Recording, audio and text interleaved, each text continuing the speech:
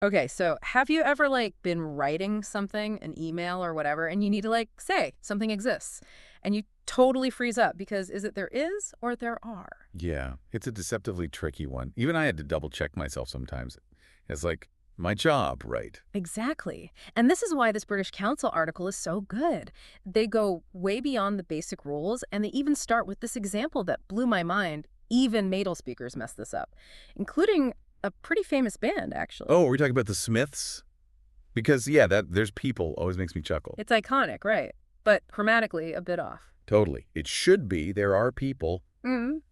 But hey, song lyrics get a pass sometimes, for rhythm. Makes you realize language is almost more art than rules sometimes. For sure, but Yeah. got to know the rules to bend them, right?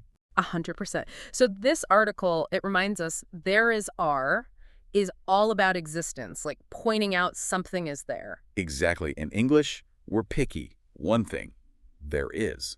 Multiple, there are.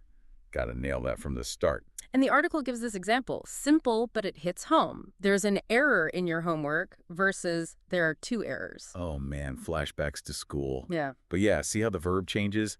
Got to match that noun. And that's where I see people trip up, especially if their own language doesn't do this singular plural thing so strictly. Oh, 100%. Your brain's wired a certain way, takes conscious effort to rewire it for English. It's like the words themselves seem simple, but then the underlying rule, it sneaks up on you fast. It actually reminds me of this one time I was in Italy, right? This cute little cafe. And I wanted, I think it was one of those cream-filled pastries. That's right. Yes. But I totally blanked on how to say, the plural. I knew there is, but there are. In Italian, poof, gone. It's those moments, right? Brain just decides to take a vacation. In the middle of a pastry order, how rude. Yeah. But okay, back to the article. Once you get that singular plural thing down, then it's like, okay, what about past tense, future tense, all that? And the article does a good job here. It's all about the verb to be. Got to match it up to your subject and the time you're talking about. So if I'm reminiscing about my favorite bakery from childhood, it's there was an amazing bakery. Exactly. Not is, because we're in the past, but future. There might be a new bakery opening soon. Ooh, possibilities. And that's where it gets cool, right? Not just stating what is, but what might be. Exactly. Doubt, certainty, whatever you want to express. There could be a hidden door in here. Okay, now you're just messing with me. But back on track, the article mentions this mistake learners make, using verbs like exist or appear, but without the there is are setup. What's up with that? Often it's direct translation from their first language. It means the same, but English is picky on structure. You can't just be exists a solution. Gotta have that subject-verb agreement. Right. There is a solution.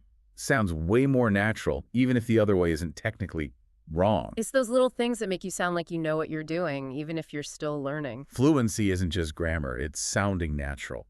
But speaking of natural, can we talk about the Smiths again? Oh, here we go. Grammar police on patrol. No, but seriously, they highlight something important. Sometimes breaking the rules adds to the art. So they're rebellious poets of grammar. Kinda. But you gotta know the rules to break them effectively, right? That's what we're building up to here. Deep thoughts with the Smiths in grammar. Who knew? Okay, one more thing from the article that caught my eye. It's when you're trying to say something is necessary, like an obligation, and you want to use there is are. Yes, that you have to curveball that trips people up because other languages might do it directly. You want to say there is to be order in this court, but it sounds wrong, right? Very much so. There must be order, or even you must be orderly. Works better. He's the there can't have an obligation itself. It's about the rule that exists. Right, precisely. Subtle, but that's English for you. And it shows how sometimes thinking literally from your first language will trip you up. So it's not just the words, it's the whole way of expressing the idea that's different. And mastering that is what takes you from textbook English to actually getting how it works. Which honestly is way more fun once you get the hang of it. Agreed. And it makes you pay attention to those tiny details that native speakers do automatically. It's you're not translating the words in your head anymore. You just know what sounds right. Exactly. And then you can start playing with it more, like we were saying about formal versus casual. Right. I'm writing an academic paper. There are many factors to consider. Sounds kind of basic. You'd probably say numerous factors warrant consideration or something like that. Ooh, fancy. But it's true. The tone is totally different. Context is key. Just like you wouldn't use the same words in a text to your friend in a job application. Unless your friend is hiring and you're trying to sound super professional, haha. There you go, adapting. But yeah, point is there's are.